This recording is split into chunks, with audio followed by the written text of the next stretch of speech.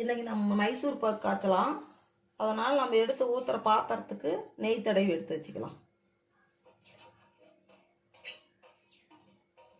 பாருங்கள், நான் நெய் தடவி எடுத்து வச்சுட்டேன். நம்ம மைசூர் பாக்கு காய்ச்சிட்டு நெய் தடவி எடுக்க முடியாது. அப்போ அப்படியே கெட்டி ஆயிரும் பாத்திரத்துலேயே.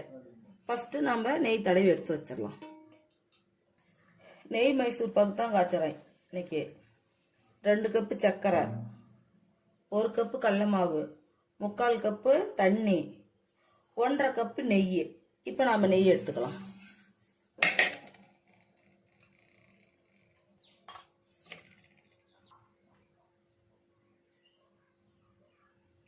நம்ம 1 கப்பு புல்லா நெய் எடுத்தோமாவே உருக்கணுமா அதிகமாக வரும். 1/2 கப்பு வந்துடும்.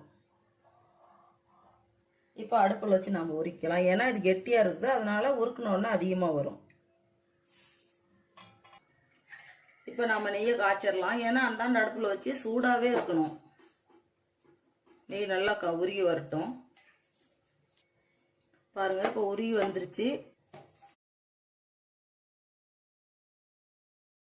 பாருங்கள், இந்தாண்ட அடுப்பில் எடுத்து வச்சிடலாம். 3/4 கப்பு தண்ணி எடுத்து ஊற்றிக்கலாம். சர்க்கரை 2 கப்பு இதில் போட்டுக்கலாம்.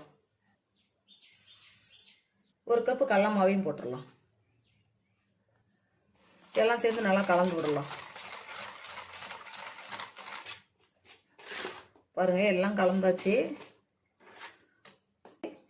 இந்த மாதிரி நாம் நெய் மைசூர் பாக்கு இப்படி கலந்து செய்யும்போது ரொம்ப ஈஸியாக இருக்கும். நல்லா கட்டிப்படாது.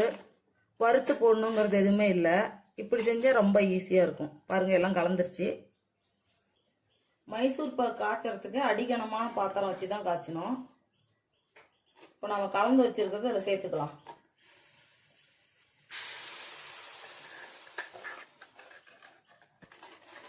கை விடாமல் அப்படியே கலந்துகிட்டே இருக்கலாம். மைசூர் பாக்கு காய்ச்சறதுலேயே நாம் கை விடாமல் கலந்துக்கிட்டே இருக்கணும். இப்போ நம்ம இந்தாண்ட காய்ச்சி வச்சிருக்கிற 1/2 கப்பு நெய்யை கொஞ்சம் கொஞ்சமாக ஊற்றி கிளறிக்கலாம்.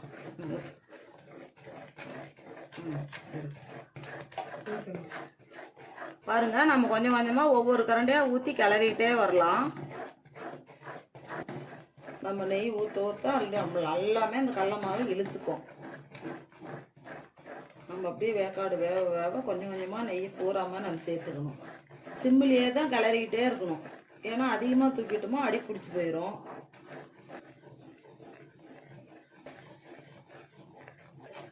நெய் ஊற்றிக்கிட்டே அப்படியே கிளறிக்கிட்டே இருக்கலாம். பாருங்க, எல்லா நெய்யுமே அப்படியே இழுத்துக்கும். எல்லாமே கடலை மாவு பூராமே இழுத்துக்கும். பாருங்க, அப்படி நுர கட்டிக்கிட்டு மாதிரி அப்படியே நுரைச்சிக்கிட்டு மேலே வரும். இப்போ பாத்திரத்தில் பாருங்கதா பிடிக்காம வருது. இப்போ நம்ம எடுத்து வச்சுக்கணும். அப்படி பாத்திரத்தில் ஒட்டாமல் வரும்போது எடுத்து வச்சுட்டா கரெக்டாக போயிடும். பாருங்கதா, பாருங்க, இப்போ ஊற்றிடலாம். இப்போ அப்படியே சமப்படுத்தி விட்டுறலாம்.